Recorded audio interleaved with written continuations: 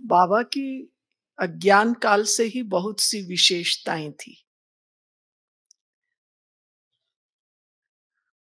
जिन विशेषताओं के कारण शिव बाबा ने भी ब्रह्मा को चुना। जैसे बाबा में दयालुता, दूसरों पर दया भाव रखना बहुत था।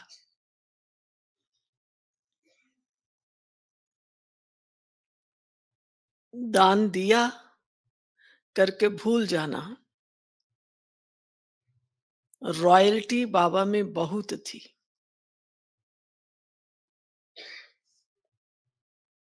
पहनते तो बाबा साधारण ही थे, सफेद कपड़ा ही पहनते थे पहले भी, लेकिन बाबा का रहन सहन बहुत सिंपल, अपने जीवन में बहुत सिंपल थे।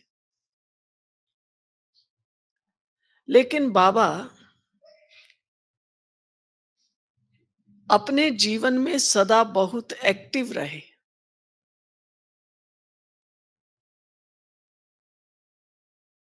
आजकल लोग कहते हैं डिले इज डेंजर, लेकिन स्वयं ही डिले करते ही रहते हैं।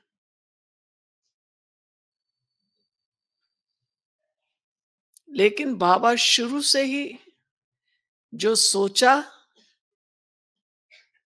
वही बोला और वही किया। और जब बाबा बाबा बन गए, शिव बाबा आने लगे, तो भी बाबा में ये संस्कार था, बस बच्चे अभी करना है, अभी करो।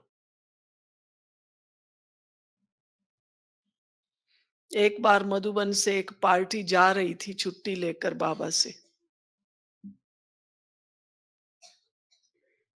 बाबा को संकल्प आया इन बच्चों के हाथ किसी को बाबा को भेजना था, भोग वगैरह हलवा। मम्मा थी, मम्मा को कहा बच्चे, अब वो जो पीछे मधुबन का पांडवन के पीछे जहां बाबा पेड़ के नीचे खड़े होकर हाथ हिलाते थे, वहां बाबा को संकल्प, बाबा ने कहा मम्मा इनको थोड़ा हलवा भेजना है। सबने कहा कैसे होगा, ये तो जा रहे हैं, अभी बस में बैठेंगे। मम्मा ने नहीं कुछ सोचा, बाबा ने कहा, मम्मा ने किया। मम्मा तुरंत गई, बनाया। और जब तक वो वहां बस स्टैंड पर पहुंचे, सामान वगैरह चढ़ाया, किया, बाबा ने वो हलवा भेज भी दिया उनको। तो बाबा को होता था, कोई भी बाबा को कभी कोई ऐसे किसी के लिए पत्र के लिए आता था, बाबा कहता था बच्चे अभी।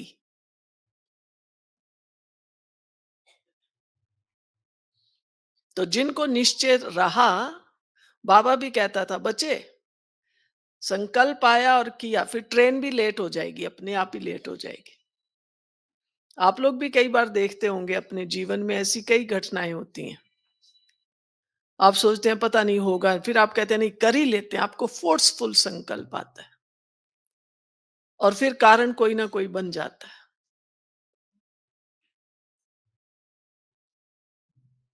तो यही जो बाबा का संकल्प रहा, जो करना है बस सभी कर लेना है। पुरुषार्थ में भी जो करना है अभी करना है। हम तो क्या करते हैं, अधिकतर भाई बहनें पूछते हैं, कहते हैं बहन जी बाबा ने कहा था ना, आपने कहा था ना ये पुरुषार्थ करना है। तो वो 1 महीना तो हमने बहुत अच्छा पुरुषार्थ किया, उसका फिर प्रभाव भी रहा थोड़ा समय। फिर बहन जी 1.25 महीना 1.5 महीने के बाद फिर वैसे के वैसे हो गए। तो बताओ फिर क्या पुरुषार्थ किया। तो वर्तमान समय जो चल रहा है, इस समय में हम बाबा के ब्राह्मण बच्चों को किस बात पर ध्यान देना है, इसी बात पर ध्यान देना है, यही हमारा पुरुषार्थ है। बाबा के महावाक्य सुने, मुरली सुनी, जो सुना वो वो किया। बस बाबा ने कहा है ना करना है, तो बाबा हमें शक्ति भी देता है। बहुत से भाई बहन ऐसे ही कहते हैं, हम उनको कहते हैं रोज क्लास में नहीं आते हो, आया करो। बहन जी सोचते तो बहुत है। अच्छा कल से आएँगे, कोई तो कल से आ भी जाते हैं, 2-4 दिन आते हैं फिर बैठ जाते हैं। संस्कार वही बना हुआ है। और कोई कहते बहन जी हम प्रॉमिस भी करके गए थे, फिर फुर्सत ही नहीं मिली। क्योंकि अपने कार्य के प्रति दृढ़ता नहीं है। और अगर दृढ़ता हो, आपको देखो मालूम पड़े कि कल ये हमारे यहाँ फंक्शन होने वाला है, कोई मेहमान आने वाले हैं, कोई अपना बहुत करीबी आने वाला है, तैयारी करते हैं या नहीं करते हैं? करते हैं। कुछ खाने पीने की चीज पहले से ही बना के रखनी होती है, बना के भी रखते हैं। फिर कहते हैं ये फलाना आएगा ना, हाँ वो मेरा भाई आएगा, बहन आएगी, माँ आएगी, बेटा आएगा, उसको इस बार ये जरूर बना के खिलाना है। आप बीमार होंगे तो भी आप करते ही हैं। आप कभी नहीं कहते हैं बनाना तो चाहती थी, क्या करूं, मेरा तो अभी हाथ हाथ चल, उस समय हाथ भी चल देता है। होता है नहीं होता है बताइए? तो हाथ नहीं चलता या संकल्प नहीं चलता है। तो जो बाबा हमेशा कहते हैं बच्चे तुम्हारे संकल्पों में दृढ़ता चाहिए। और बहुत सी अव्यक्त मुरलियों में बाबा ने अंडरलाइन कराया है, जो करना है दृढ़ता से करो। तो देखने में आता है अगर हमारे अंदर दृढ़ता है तो उस कार्य में सफलता भी मिलती है, और दृढ़ता नहीं है तो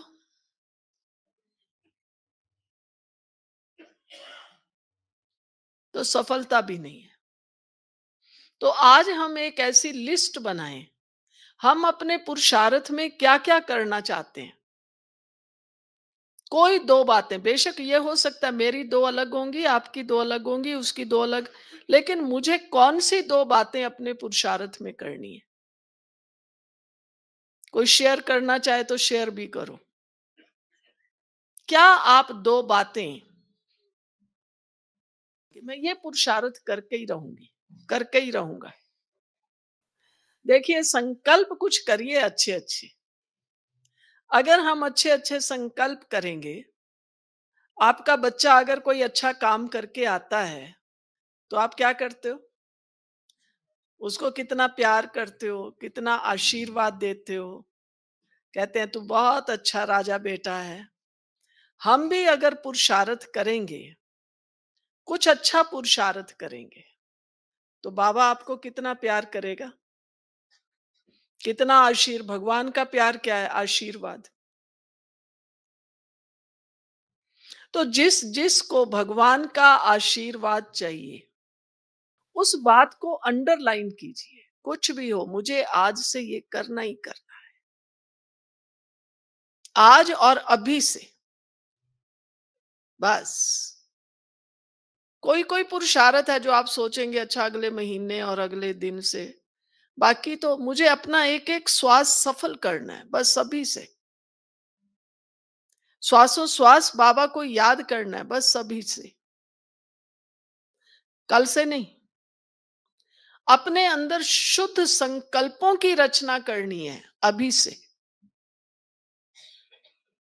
किसी के लिए भी बुरा नहीं सोचना है अभी से।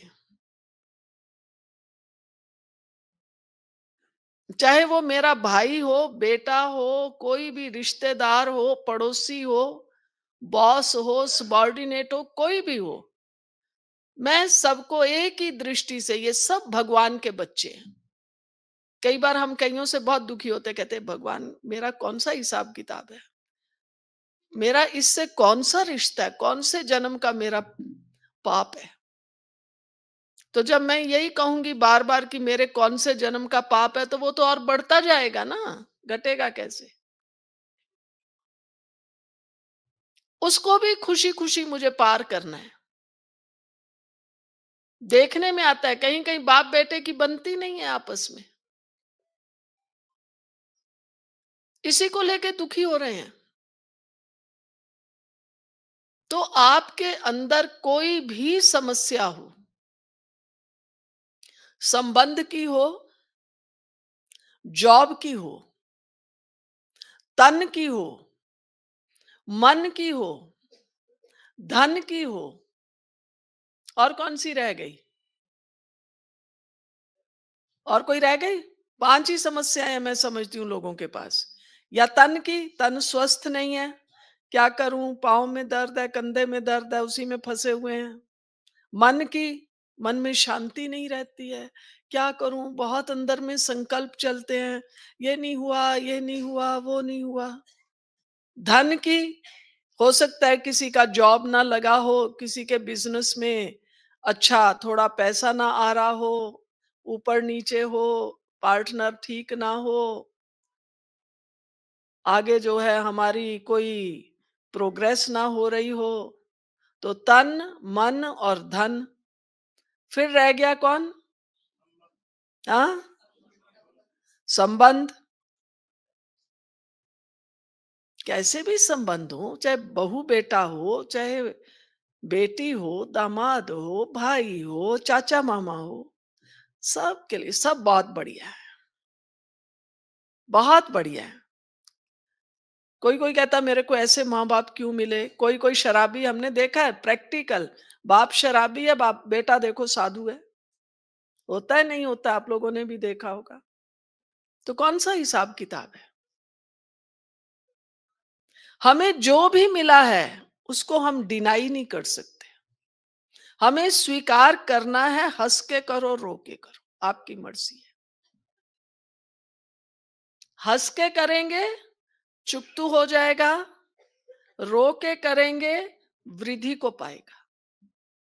सारा दिन हाय मेरी किस्मत, हाय मेरा ये एक ही बेटा है, सुनता ही नहीं है, एक ही भाई है, मानता नहीं है, मेरा बाप तो देखो कैसा है, दुनिया को पैसा देता है, मेरे को ही नहीं देता है। हम सबके हिसाब किताब हैं लेन देन के। हमने पूर्व जन्म में कोई की है ना भूल, सुख नहीं दिया है, नहीं दिया है, तो अभी हमें नहीं मिल रहा है। क्योंकि ऐसे तो बहुत से प्रसंग हैं।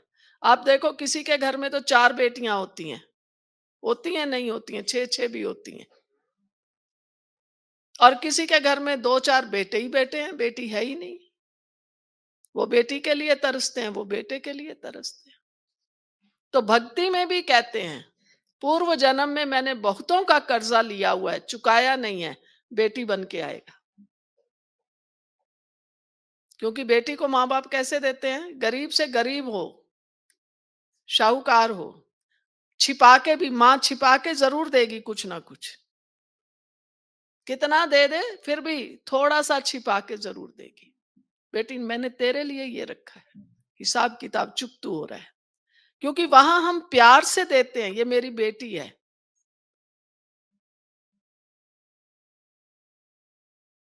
तो ये सब हमारे मित्र संबंधी, हमारे जो हैं हिसाब किताब, हमारे ही क्रिएट किए हुए हैं। तो अब संबंधों को देखकर दुखी नहीं होना, कोसना नहीं है। कैसे संबंध, मेरा मामा कैसा है, मेरा ये भाई कैसा है, मेरा पड़ोसी कैसा है, वैसा ही है जो मैंने बीज बोया था। आपको हंसी आएगी जब आप ये सोचेंगे, मेरी ये बहू कैसी है, वही वैसी ही है जैसा मैंने बीज बोया था। तो अब क्या करें? अब एक ही विधि है। कौन सी विधि है? दिन में अनेक बार ये अभ्यास करो। कौन सा? मैं केवल एक पॉइंट ऑफ लाइट आत्मा हूं। और मैं आत्मा कहां हूं? कहां हूं? परम धाम में। यहां भी नहीं, फट से उड़ जाओ ऊपर। मैं आत्मा परम धाम में।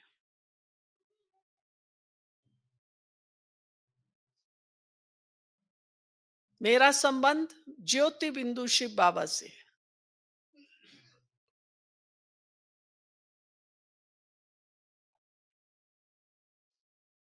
दृढ़ता से कीजिए।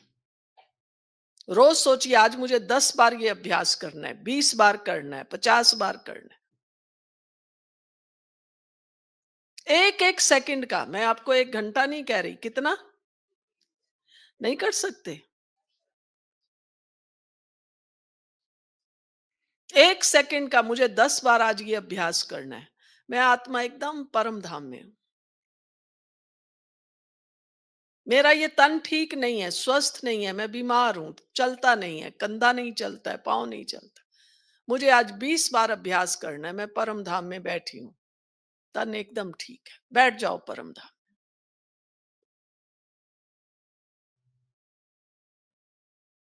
धीरे धीरे आप पाएंगे कि आपको पता ही नहीं पड़ेगा। मैंने सोचा था 1 सेकंड बैठूं, वो 1 मिनट, 5 मिनट, 10 मिनट हो गया। लेकिन बैठना इसी निराकारी स्थिति में है। क्योंकि जब तक कई फिर ऐसे करते रहते हैं ना, हाँ शिव बाबा मेरा भाई भी है, मेरा बेटा भी है, मेरी माँ भी है, तो ये देह के रिश्ते जोड़ जोड़ के रखेंगे, तो आपके चुकतू कैसे होंगे? वो तो ठीक है, बाबा ने कहा रू रिहान करो, बाबा से रिश्ता जोड़ो, वो इसलिए कि हमारे दुनियादारी से रिश्ते टूट नहीं रहे हैं। तो बाबा कहता है अच्छा, जो रिश्ता तुम्हें बहुत प्यारा है वो मेरे से जोड़ लो। कोई कहता है मेरे को सहेली बहुत प्यारी है, कोई कहता है माँ बहुत प्यारी है, कहता है मुझे जो मेरे से जोड़ो। लेकिन जैसे कई बार मैं आपसे पूछती भी हूं, आप कहेंगे बहन जी आपका क्लास मुझे आज बहुत अच्छा लगा, आपने बहुत अच्छा क्लास कराया। किसको कहा? बहन जी को। अच्छा, अब हम मान लो मैं और आप शरीर छोड़ के परम धाम में पहुंच गए। अब कौन पहचानेगा मुझे परम धाम में जाकर? हाथ उठा लो। क्या हुआ? समझ गए ना बात? हंसेंगे सब। आप झूठ नहीं कह रहे हैं, है सच, यही सच है। यहाँ ये शरीर पहचान है। ये बहन जी ने क्लास बहुत अच्छा कराया, अच्छी बात सुनाई। लेकिन परम धाम में मैं भी पॉइंट ऑफ लाइट हूं, आप भी पॉइंट ऑफ लाइट हैं। कौन बहन जी, कौन स्टूडेंट, कौन भाई, कौन माता जी? बिंदु आत्मा। और बाबा की बहुत मुरलियां पढ़िए, जिनमें बाबा ने कहा बच्चे तुम अपनी निराकारी स्थिति, आत्मिक स्थिति, अशरीरी, फिर कई भाई बहन पूछते रहते बहन जी ये अशरीरीपन क्या है? ये है अशरीरीपन।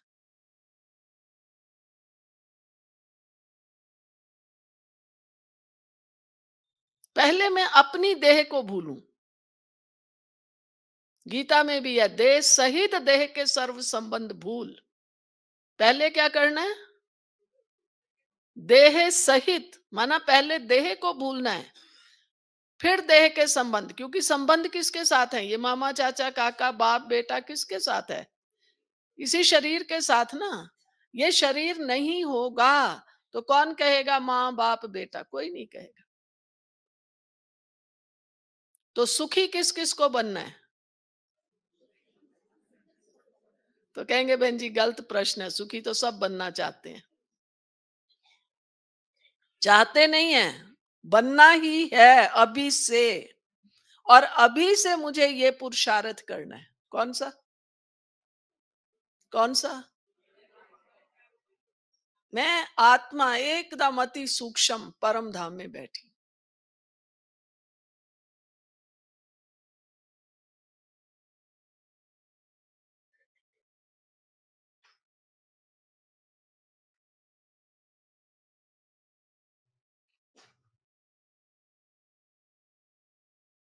इस स्थिति में बैठ के देखिए कितना सन्नाटा छा जाएगा,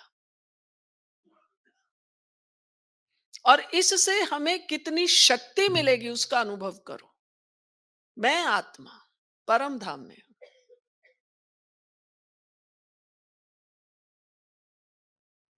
शिव बाबा भी हम अभी कह रहे हैं, जब देह में है तो हम कहते हैं शिव बाबा मेरा बाबा है, अन्यथा बाबा बाबा कुछ नहीं है। मैं भी पॉइंट ऑफ लाइट हूं, वो भी पॉइंट ऑफ लाइट है। बैठे हैं दोनों बहुत मौज में।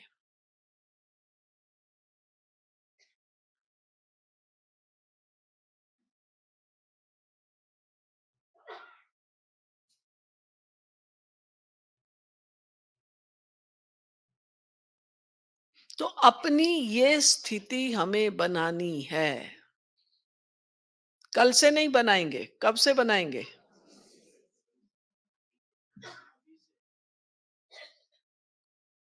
बाबा ने हमेशा कहा अभी नहीं तो नाउ और नेवर। विदेशों में जाओ ना, वो ये टॉपिक जरूर रखते हैं, नाउ। नाउ। जो करना है अभी करना है, यहां ही करना है, अभी से करना है। इतनी दृढ़ता। तो मान लो मेरा संस्कार है भी ना थोड़ा आलस का, ठीक है हो जाएगा, हो गया तो हो गया। जैसे ही आपके अंदर ये आएगा, नहीं अभी, नाउ करना है, आप देखिए आपके अंदर कितनी एनर्जी प्रवाहित होगी। करके देखिए इसको। जो करना है अभी करना है।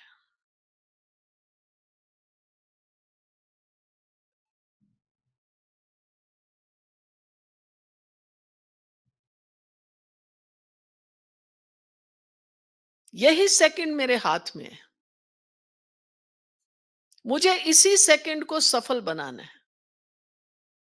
तो आने वाला हर सेकंड बस, सेकंड आया और चला गया, आप पकड़ सकते हैं उसको। मैं कहूंगी मैं 1 करोड़ देती हूँ, बस ये जो सेकंड है ना इसको पकड़ के रखिए, ये जाना नहीं चाहिए। आप कहेंगे बहन जी ये तो जाएगा। आप करोड़ दो या ना दो, समय चलता ही रहता है।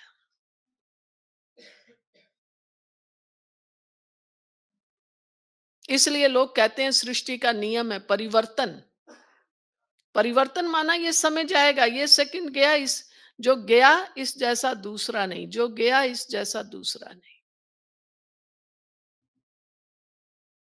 तो क्या हम बाबा के बच्चे अपने अंदर में इतने अलर्ट बने हैं? अब अपने से पूछो, मैं इतनी अलर्ट हूं? ये सेकंड मुझे सफल करना है, ये तो करना ही करना है। हर सेकंड के लिए ये सेकंड मुझे सफल करना।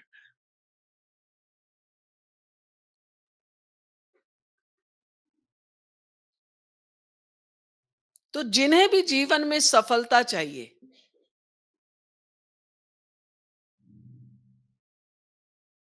जो दुखों से छूटना चाहते हैं,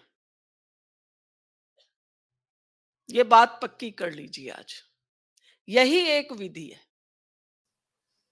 बाबा ने कहा था एक का कितना मिलेगा आज? 100 तो बाबा की मिनिमम बोली है ही है, 1 करो 100 पाओ।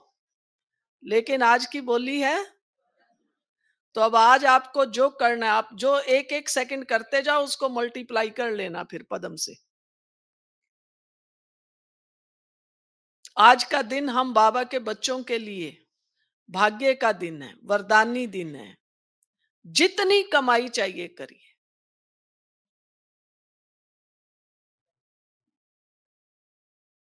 बस कुछ भी हो आज के दिन तो मुझे सब काम छोड़ के यही करना है, बाबा बाबा। एक है मुंह से कहते हैं हम बाबा बाबा बाबा, और फिर साथ में कहते हैं बाबा, अरे देख के आना दरवाजा बंद है कि नहीं, ये वाला नहीं करना है। बाबा माना बाबा, मुझे बाबा दिखाई दे, मैं बाबा को देखूं, बाबा मुझे देखे। जब जरा सा ध्यान इधर उधर गया, फिर दोबारा कहिए बाबा।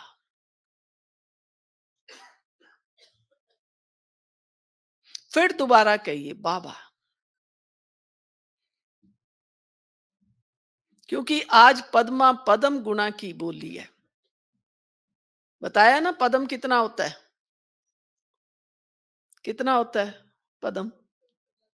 एक के आगे कितनी जीरो है? एक के आगे एक जीरो तो 10, 2 जीरो तो 100, 3 जीरो तो 1000, और पदम के आगे? व्यास जी हैं? नहीं, पदम के आगे कितनी जीरो? 15 या 16 जीरो लगती हैं, आप देख लीजिए। अरब, खरब, फिर वो आगे क्या, शंख, पदम, ऐसे नील, हाँ, शंख, नील, फिर पदम। तो गिन लो कितनी जीरो है, 15 या 16 जीरो है।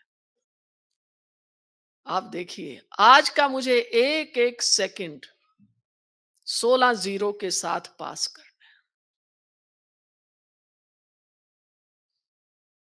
इतना वैल्यूएबल मेरा आज का एक एक सेकंड है।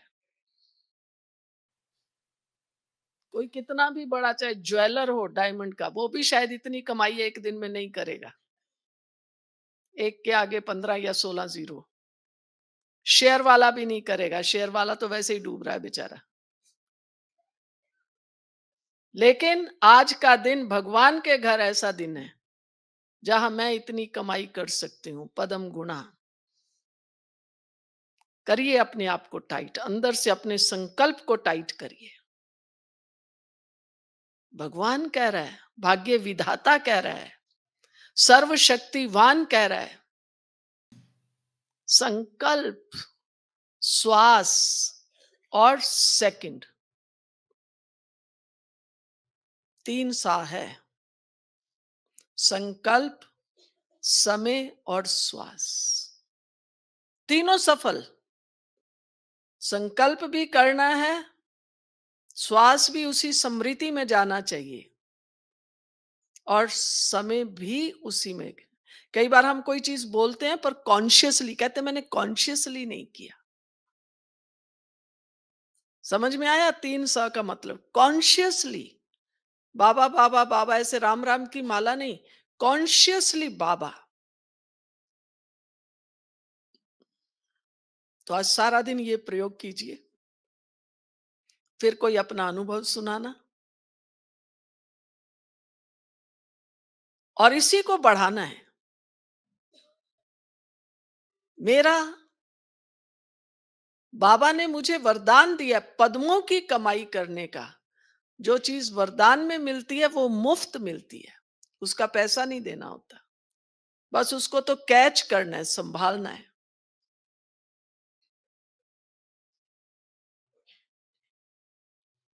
तो कैच कीजिए, बाबा ने कह दिया, अभी आधा दिन चला गया ना आपका, कोई बात नहीं, अभी इस सेकंड से कैच करो, बस। बाबा, अब नहीं मैं जाने दूंगी कोई भी सेकंड वेस्ट। तो हम बाबा के बच्चे, भाग्य विधाता के बच्चे हैं, पक्का करो निश्चय।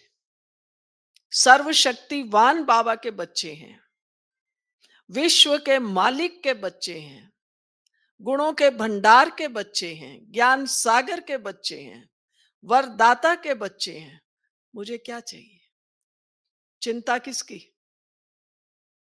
चिंता किसकी? कोई चिंता नहीं।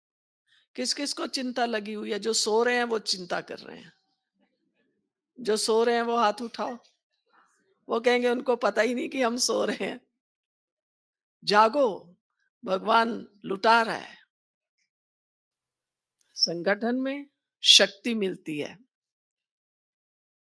संगठन से हिम्मत मिलती है, संगठन से उत्साह बढ़ता है। तो आज तो संगठन में बाबा हमें दे रहा है। तो इसलिए बस बाबा, आज तो हम आपको छोड़ेंगे ही नहीं। आप पद्मा पदम पति बना रहे हैं, एक एक सेकंड पदम पति बन के ही गुजारना है। आलस आ रहा हो तो जरा आंखें धो के आ जाओ, सोना नहीं आज, नहीं तो फिर पदम गुना घाटा भी पड़ेगा। देगा भी पदम गुना और लेगा भी पदम गुना, ये बता देते हैं। फिर मत कहना ये क्या हुआ बहन जी, आपने बताया नहीं। आलस हो तो मुंह धो के आ जाओ, लेकिन अलर्ट होके बैठो, और बाबा के आगे अपना संकल्प रखो। वाह बाबा, मैं आत्मा सचमुच भाग्यवान हूं, जिसको स्वयं वरदाता वरदान दे रहा है, पद्मा पदम पदम भाग्यवान भव। हम लोग ना छोटे छोटे थे जब हमारे लौकिक माँ बाप ज्ञान में आए, मैं 5-6 बरस की थी। तो अंबाला में जिस सेंटर पर हम जाते थे, वहाँ जो बड़ी बहन थी उनका नाम था ध्यानी दादी। बुजुर्ग थी। और मम्मा का चित्र तो सबने देखा होगा। तो मम्मा की लौकिक में वो मौसी थी। तो 2 बातें आपको सुनाती हूँ, जो बाबा ने आज अलौकिक कहा है। हम लोग जब यज्ञ में माना ज्ञान में आए, तो बहुत भाई बहनों को देखा, बहुत बहनों को। ये जो दादियां आई ना उस समय, 300 350 भाई बहन आ गए। तो कोई तो बहुत करीब के रिश्तेदार थे, कोई दूर के थे। अब जैसे ध्यानी दादी और मम्मा, करीब का रिश्ता है ना, मासी भांजी का।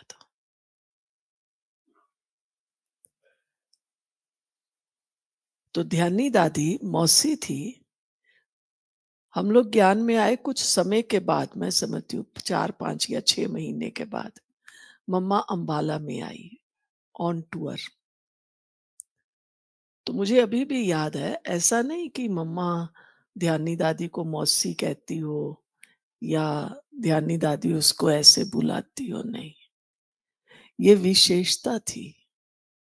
एक तो मम्मा का स्वरूप ही मम्मा वाला, देखने में ही मम्मा बड़ी दिव्य अलौकिक थी। शारीरिक रूप से भी मम्मा इतनी सुंदर ब्यूटीफुल थी। आप मम्मा के नैन देखो, मम्मा के बाल देखो। जैसे रियल अपन ये सरस्वती की पूजा करते हैं, सरस्वती का फोटो तो बहुतों ने देखा होगा। आप देखो सरस्वती को कैसा दिखाते हैं, ऐसे घने लंबे लंबे बाल। और आप मम्मा का चेहरा भी देखेंगे ना, आप मम्मा का चित्र अपने घर में रखिए। मम्मा कोई हमारी तरह नहीं मुस्कुरा रही है कि दांत दिखाई दे रहे हो, लेकिन मम्मा के चेहरे पर मुस्कान है। तो ये थे आपस में रिश्तेदार, लेकिन किसी को भी उस रिश्ते का एहसास नहीं होता था। जैसे हमारी गुलजार दादी थे, और गुलजार दादी की लौकिक माँ ऑलराउंडर दादी। गुलजार दादी दिल्ली में कमला नगर में रहते थे, ऑलराउंडर दादी करोल बाग सेंटर पर रहते थे। जब तक किराए का मकान था तो इस प्रकार से था। फिर करोल बाग में, मैं समझती हूँ 73 74 में, एग्जैक्ट तो मुझे याद नहीं, लेकिन हाँ ऐसे ही है लगभग। करोल बाग में हमने, समझो यज्ञ का एक तरह से पहला पहला मकान कहें, प्रॉपर्टी कहें, दिल्ली में खरीदी, जो अभी करोल बाग में, अभी भी करोल बाग ही है, न्यू रोहतक रोड पर अपना सेंटर है बड़ा। अब वहां ऑलराउंडर दादी तो ऑलरेडी करोल बाग में थे, और ये जब नया ले लिया तो अपनी गुलजार दादी भी इधर ही करोल बाग वाले सेंटर में शिफ्ट हुए। कभी भी कोई बात होती थी, कोई ऑलराउंडर दादी से जाके पूछता था, दादी ये बात ऐसे है, या ये काम ऐसे है, ये सेवा ऐसे है, कैसे करना है। और अगर मान लो वो बात गुलजार दादी से संबंधित है, तो ऑलराउंडर दादी तो माँ थी ना, लेकिन वो भी यही कहती थी, गुलजार दादी से बात करो, गुलजार दादी से पूछो। इनके व्यवहार से कभी ऐसा नहीं लगा कि इनका कोई आपस में देह का रिलेशन है। और गुलजार दादी से कोई पूछेगा, कोई ऐसी बात होगी, तो गुलजार दादी कहेगी ऑलराउंडर दादी से पूछो। तो माना रियली इस प्रकार की फीलिंग आती थी, जैसे बाबा कहता है ना, अपने को आत्मा समझो। तो बाबा ने वो जो 14 बरस इनको अभ्यास कराया, आत्मा के नाते भाई भाई। अब हमारी निर्मल शांता दादी थे, जो कलकत्ता में रहते थे, और बाबा साकार में मधुबन में रहते थे। अब निर्मल शांता दादी बाबा की लौकिक में बेटी थी। अब निर्मल शांता दादी कभी इस विधि से व्यवहार नहीं करती थी, या ऐसे बात नहीं करती थी कि बाबा जैसे कोई मेरा फादर है, या कोई भी बात होगी बाबा से पूछेंगे, बाबा को कहेंगे। और बाबा भी कभी ऐसे नहीं सोचता था कि हाँ, निर्मल शांता और ऐसे ना, कोई भी बात होगी तो जैसे निर्मल शांता दादी, निर्मल शांता बहन, इस प्रकार से तो हमने यज्ञ में बहुत हैं ऐसे। मैं पटना में रही, कुंज दादी रहती थी। कुंज दादी और हमारी बड़ी दादी प्रकाशमणि दादी। प्रकाशमणि दादी रिश्ते में कुंज दादी की मौसी थी। तो जब कुंज दादी मधुबन में आती थी, दादी से बातचीत भी कर, क्योंकि दादी तो बड़ी दादी एडमिनिस्ट्रेटिव हेड थी, तो भी कभी ऐसा नहीं लगता था कि ये लोग उस रिलेशन से बात कर रहे हैं।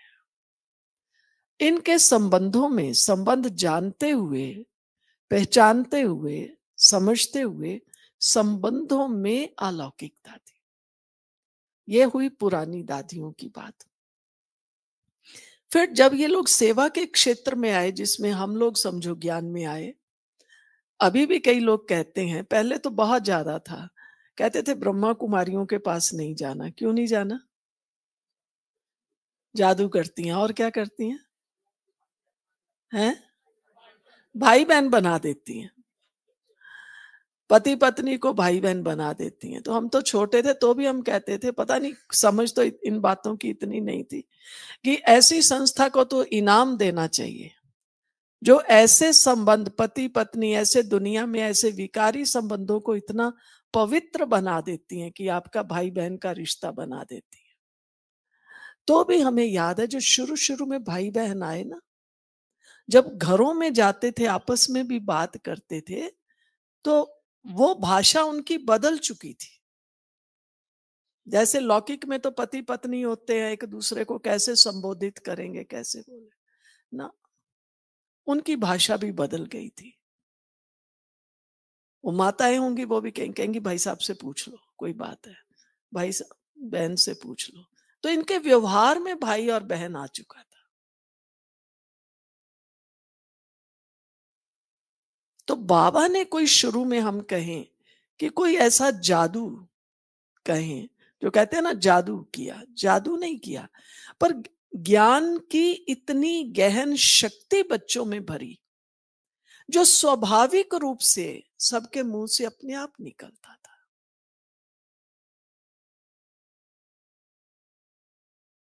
आज की दुनिया में भी आप देखो, आज तो दुनिया में कोई बात करने की रही ही नहीं, कुछ कहने को नहीं रहा, दुनिया में कितनी गंदगी फैल चुकी है। तो भी आप सब बाबा के बच्चे, क्या दुनिया के आगे एक चैलेंज नहीं है? बताइए, है चैलेंज? मैं पिछले दिनों, मैं समझती हूँ 1 महीना हुआ होगा, मैं इधर गई थी गुजरात में। वहां गुजरात में एक फंक्शन था, और वो फंक्शन क्या था, उस बहन ने फंक्शन रखा था और मुझे कहा बहन जी आप आना इस फंक्शन में। मैंने कहा अच्छा ठीक है, मैं भी गई। तो उसमें 50 युगल, युगल तो देखो ये भी हमारे यहाँ की भाषा है ना, कोई नहीं कहते जोड़ी या पति पत्नी, 50 युगल, जो पिछले 25-30 सालों से ज्ञान में चल रहे हैं, पवित्र रहते हैं, उनका सम्मान किया गया था। समझ में आई बात? तो जब वो 50 युगल जो थे, उनको उन्होंने मंच पे बिठाया, तो सबने व्हाइट ड्रेस पहनी हुई थी, और उन युगलों के यहाँ माथे पर ना मुकुट, आजकल तो मिलते हैं ना मुकुट, वो मुकुट लगाए हुए थे। और जब, और बहुत से लोग नए पुराने आए, उनके रिलेशन वाले आए, था ही सम्मान समारोह, कि आज की दुनिया में ये कितना बड़ा चैलेंज है। कोई सोच नहीं सकते हैं कि ये बाबा के बच्चे घर गृहस्थी में रहते हैं, उसमें दोनों प्रकार की, बूढ़े भी हैं, बीच की आयु के भी हैं, यंग एज के भी हैं। कोई सारे बुड्ढे बुड्ढे थोड़ी थे, सब प्रकार के थे ना। और ये बाबा के बच्चे एकदम पिछले 25 बरस, 30 बरस से पवित्र रहते हैं। पाटन, गुजरात में जगह है पाटन। आपको बताएं, वो जो 100 का नोट हमारा प्रिंटेड है ना, उसके पीछे देखो एक इमारत बनी हुई है। वो पाटन की वो जगह है, वहां पर है। वो भी मैं देख के आई, कितना नीचे 7 मंजिल। हम जैसे यहाँ ऊपर खड़े हैं ना, तो नीचे 7 मंजिल वो बावड़ी कहलाती है। तो वो बावड़ी जो है, 100 का नोट आप अपना निकाल के देख लो, इसके पीछे प्रिंट है, वहां की है। उसमें पानी ठहरता नहीं है, जो आता है वो चलता जाता है। तो वहां एक बहुत बड़ा बगीचा बना हुआ है। तो बहनों ने बताया, इस बगीचे में पहले सब लोग घूमते फिरते थे, और वो बावड़ी नीचे थी। अचानक इनको एक दिन पता नहीं कैसे, तो अभी कुछ सालों से ही वो निकला है। तो अभी वो पूरे विश्व की एक धरोहर है। लोग गए जाते हैं और उसको देखने जाते हैं खास। तो मैं पाटन में गई थी, उन्होंने लेकिन 25-30 साल वालों का मनाया, सेलिब्रेशन किया था जो युगल। तो आज आप चाहे 20 साल से भी हैं, 25 साल से हैं, 10-15 साल से हैं, दुनिया के आगे आप कितनी बड़ी एक चैलेंज है। आप जब कहते हैं हम घर गृहस्थी में रहते हैं पावन, क्या आपको अपने अंदर इतना स्वमान पैदा होता है?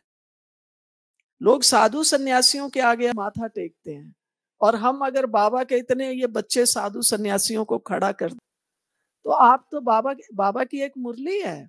बाबा ने उस मुरली में कहा, आप सन्यासियों के आगे चैलेंज है। उन्होंने तो ये कह दिया कि नारी जो है वो है नर्क का द्वार है। बाबा ने सबसे पहले डिनाई किया, नहीं, नारी तो कौन है? स्वर्ग का द्वार है। तो आप देखिए, हम घर गृहस्थी में रहते हुए पवित्र रहते हैं। अपने अंदर ये स्वमान जगाइए कि हमें भगवान ने कितना ऊंचा बनाया है, ये कम बात नहीं है। तो आपको बताएं कि फिर जब हम ज्ञान में आए, तो ऐसे कितने अनेकों भाई बहन, उस समय जब ब्रह्मा कुमारी का बहुत विरोध था, अंबाला में 25-30 ऐसे युगल निकले, एकदम यंग, माना जिनकी उम्र 25 और 30 के बीच में ही थी, 20 और 30 के बीच, इससे ज्यादा बड़ा कोई नहीं था, सब यंग एज के। और सबके छोटे छोटे बच्चे, किसी के 4, किसी के 6, किसी के 2, किसी के 3, सब निकल आए एकदम। तो लोगों को हैरानी होती थी, कहते थे ब्रह्मा कुमारियों का जादू है, ऐसे कैसे हो सकता है? जादू तो है। हम ही तो कहते हैं हम स्वर्ग धरा पे लाएंगे, हम स्वर्ग की स्थापना करेंगे। आप किस लिए यहाँ बैठे हो, योग क्यों करते हो? इस पूरे विश्व में हमें अभी स्वर्ग की स्थापना करनी है। तो अपने अंदर ये जागृति लाओ, जो बाबा ने आज कहा है ना, अलौकिक। हम बात अलौकिक की कर रहे हैं, कि कैसे अलौकिक का संबंध, अलौकिक का रिश्ता, अलौकिक की लेन देन। आप घरों में जैसे माताएं हैं, आप लोग घरों में भोजन बनाते हैं, बाबा को भोग लगाओ। ऐसे नहीं बनाया खा लिया। चलो नाश्ते के समय तो जल्दी होती है, कोई स्कूल जा रहा है, कोई ऑफिस जा रहा है, अच्छी तरह किचन साफ करके दोपहर का भोजन बाबा को भोग लगाओ पहले, फिर खाओ और खिलाओ। देखो कितनी उसमें बरकत होगी, कितनी ताकत होगी। तो जो बाबा क्या, जिनका बाबा के साथ संबंध जुटा है, अलौकिक है। अभी भी हम देखते हैं कई बाबा के बच्चे यहाँ है, कोई भी सीजनल फल शुरू होता है ना, पहले बाबा के घर लाते हैं। तो वो क्या चीज है कि पहले बाबा, तो हमारे संबंध में पहले बाबा, ये अलौकिकता है। आप चाहते हैं मेरा परिवार सुखी रहे, मैं कहूंगी ना, कौन नहीं चाहता है, तो कोई हाथ नहीं उठाएगा, हंस देंगे। मेरा परिवार सुखी रहे, तो आज से पक्का करो, ये मेरा नहीं, बाबा का परिवार है। वैसे तो राजस्थान में रस्म ही ऐसी है, किसी से पूछो, कहते हैं, हम मैं शुरू शुरू में राजस्थान में आई, जो भी कहते, बहन जी आपके 4 बच्चे हैं। मैं हैरान होती थी, ये क्या बोलते हैं, बच्चे आपके, हमारे थोड़ी ना 4 हैं आपके। लेकिन अब हम रियल अर्थ समझते हैं, बाबा के, ये बाबा का परिवार है। आपके ज्ञानी हो, मित्र अज्ञानी हो, जानते हैं ना आप ब्रह्मा कुमार कुमारी हैं, ये बाबा का परिवार है। बहुत बार हमने तो ये भी सिखाया है भाई बहनों को, कि आपकी चाहे नौकरी है, चाहे आपका बिजनेस है, बिजनेस वाला भी कोई रोज अपने उसमें से पैसा नहीं निकालता, उस का भी कोई सिस्टम होता है। हफ्ते में या 15 दिन में एक बार वो पैसा निकालेगा। मान लो महीने में तनख्वाह मिली, आपको जो भी मिली है, पहले ऐसे नहीं है, कोई सेंटर पे लाके नहीं रखनी है, आपने अपने घर में कहीं ना कहीं तो बाबा का स्थान चित्र रखा होगा। बाबा के आगे रखो, बाबा आपका है। बैठो 15 मिनट, आधा घंटा, बताओ बाबा ये मेरा 10,000, 50,000, लाख, बाबा। आप कहेंगे आजकल तो हाथ में नहीं मिलता, तो भी बाबा अब मैं आपकी आज्ञा से ये परिवार की सेवा के लिए ले रहा हूं। तो कम से कम हमें कदम कदम पर बाबा याद आए, तो हमारे परिवार में बरकत होगी। आप फिर देखना उसमें शांति कितनी आएगी।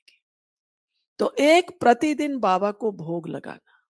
जिनके घर में कोई ज्ञान में नहीं चलता है, केवल भाई आते हैं, बहुत से ऐसे भी हैं। अब भाई कहेंगे हम तो बहन जी रोटी बनाते नहीं, जो बन जाती है। आप अपने घर में फल का भोग रोज लगाइए बाबा को, चाहे ड्राई फ्रूट का लगाइए, फ्रूट का लगाइए। कुछ नहीं है तो आपके घर में दूध आता है, आधी कटोरी दूध लेकर चीनी डाल के बाबा को दूध मिश्री का, दूध मीठे दूध का भोग लगाइए। वो फिर सारे दूध में मिक्स कर दीजिए, सब वो पिएंगे भोग। आपका भी कल्याण और आपके बच्चों का भी कल्याण। लेकिन मैं निमित्त आत्मा हूं, तो मेरे हर कर्म में बाबा बाबा बाबा होना चाहिए। तो समझ में आया जो बाबा ने आज का अलौकिकता लाओ कैसे लानी है। आप कुछ भी लाते हैं, पहले बाबा को ऑफर करो। फिर ये विषय तो गहरा है, पर अभी मैंने सुना तो मैंने कहा आपसे थोड़ी शेयरिंग करूं। तो ये हमें एक गहरा विषय है, आप भी इस पर विचार करना।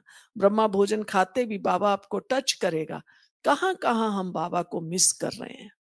बाबा मेरा है, और बाबा को पल पल शुक्रिया, ये तो आज सब पक्का करो भाई बहन।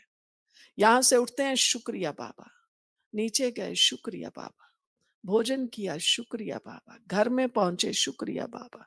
हमने पहले भी कहा था, घर से निकलते हो बाबा के आगे 2 मिनट खड़े हो जाओ, बाबा मैं जा रहा हूं, आप मेरे साथ चलो। चाहे ऑफिस में जाओ, चाहे शॉपिंग करने जाओ। और फिर जब घर में वापिस आओ, आके बताओ बाबा मैं आ गया। ऐसे नहीं बाबा को कहीं मार्केट में ही छोड़ के आ जाओ, ऑफिस में ही छोड़ के आ जाओ। अच्छा बाबा तू तो बैठ, मैं जा रहा हूं। बाबा कहेगा क्या होगा, मुझे तो बच्चा यहाँ भूल गया, मैं कहाँ जाऊं। ये नहीं करना है। सारा काम धंधे में याद नहीं रहता है, कोई बात नहीं, लेके जाओ वहां से, चलो तो कहो चलो बाबा मेरे साथ। समझ में आई बात, कैसे हम निमित्त बन करके कैसे अपने जीवन में अलौकिकता लाएं। ठीक है, ओम शांति।